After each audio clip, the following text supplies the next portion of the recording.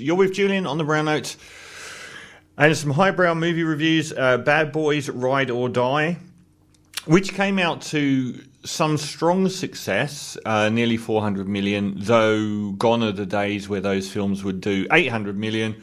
Although I don't think the Bad Boys films ever have. It's been an unexpected return of this franchise, which seemed to peter out after a very lackluster...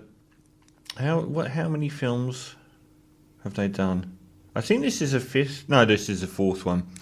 So the first one was one of the few Michael Bay films of its ilk to actually be a decent film, but the second one was very much a Michael Bay film in that it hammered you over the head. The editing was horrible.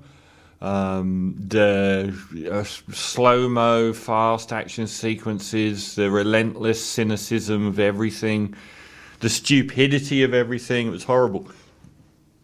But they stuck in the public's mind. Martin Lawrence and Will Smith basically remaking the Lethal Weapon franchise to a degree. But the difference is that Will Smith was a rich playboy and Martin Lawrence was the stay-at-home family man, and the collisions between the two friends of that ilk providing a more overt comedic film. In fact, I'd say as the films have progressed, particularly the last two, they've basically occupied a middle ground between those more Lethal Weapon films and the current state of the Fast and the Furious franchise with regards to a lot of the aesthetic and sonic choices going on. So when they came back with the last Bad Boys film, no one asked for it, but it was an unexpected triumph given that the characters actually seemed quite fresh, and the film itself was a rarity in that it had far too much squeezed into one film. So it had a sort of half of the film which was very soulful in looking at mortality and aging and stuff like that to a degree that surprised a lot of people. And then it had this monumental twist storyline going on where it was revealed that Will Smith's character was actually in love with a Mexican cartel head's wife, who was equally high up in the cartel while he was an undercover cop.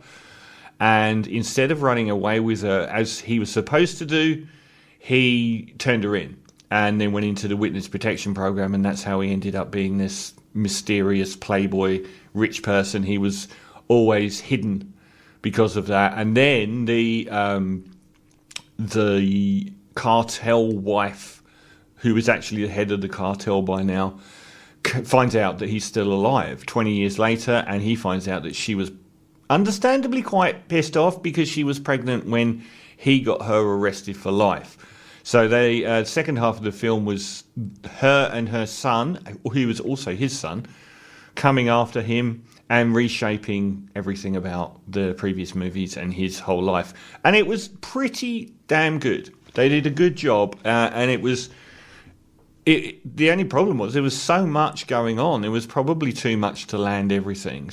But overall, it was very good. And surprisingly, Martin Lawrence and Will Smith's shtick came across very well, actually. So they've done it again. The caveat this time is that Will Smith delivered the slap heard around the world in between.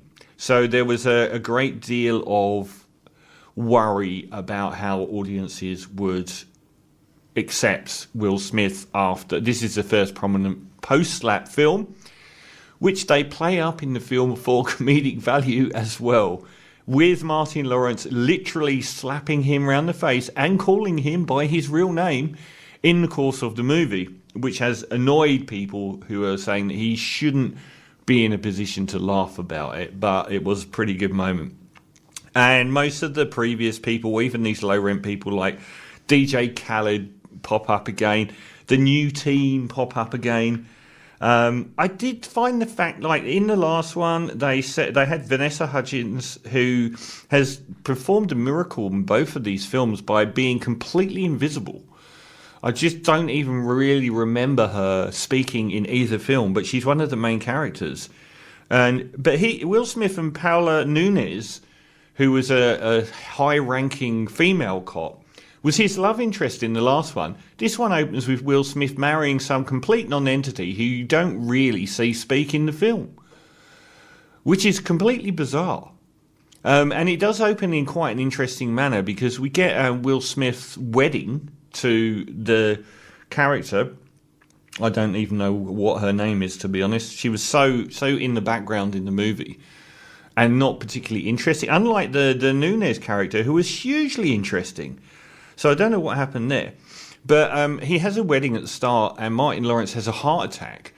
And the way they handle that is quite fascinating because he actually goes into like the realm of the dead and meets up with their chief. I can't remember the actor, but their chief who was killed in the previous movie by a sniper. Actually, Will Smith's son. He was killed and he's in the underworld and has a chat with Martin Lawrence. And there are these supernatural elements to it. Martin Lawrence comes out of this heart attack believing himself to be invincible because he's been told that it's not his time and so on. And some of the stuff in that underworld sequence actually transpires throughout the movie, which is very odd. But unlike the previous film, there's no ambition in the story this time. It really does go back to... One thing this franchise has done well in the last two films is it's done the unspeakable, which is retrofit the past, but done so in a way that makes the past much more interesting. So this time around, their beloved captain who died in the previous film is set up by the cartels or people analogous to them as being corrupt.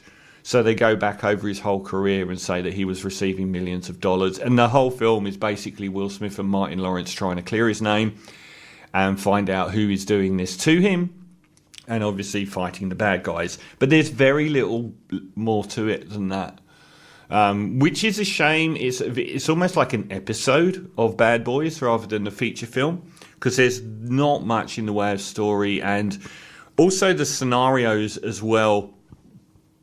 You know the final third of the film before it happens in great detail, and it's a fairly unambitious, you know, we've got your wife and you're going to come and rescue her scenario from any one of 100 movies, and not massively interesting variant on that.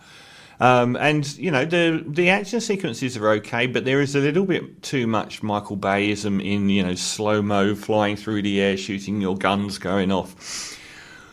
But I would say its weakest element is also its biggest strength, whereas the other one had these very heady themes and big plot moments and too much stuffed in. This gets much more directly into the narrative very, very quickly, and there's nothing burdening it on any side to stop that narrative flow. It's just a very standard action film, and the plus points are Martin Lawrence and Will Smith are very, very good together in it and very amusing at times. Not many of the other characters stood out, but weren't bad. Trying to think if anyone is that interesting in it, but not really. Oh, Rhea Seehorn from Better Call Saul has a major role in this film, which is great to see, and she's good. She plays the daughter of the deceased cop, but as with any woman in these films, she's either the district attorney or the head of the FBI for some reason. That's like every single one of these films, but she's very good in it as well. And there are some fine action sequences, but not... I think like in the Fast and Furious films, it's almost like they hit a brick wall of how much money you can spend on action sequences. So the story overall is very middling, but it's a very enjoyable watch and often quite amusing, more comedic perhaps than the previous entry. And of course the son is, like the Fast and the Furious franchise, the son who was a mass murdering psychopath is now their friend and everyone's okay with him for some reason. But I thought it was good. I thought it was entertaining. I'll give it a 6.5 out of 10 for Bad Boys. Ride or die.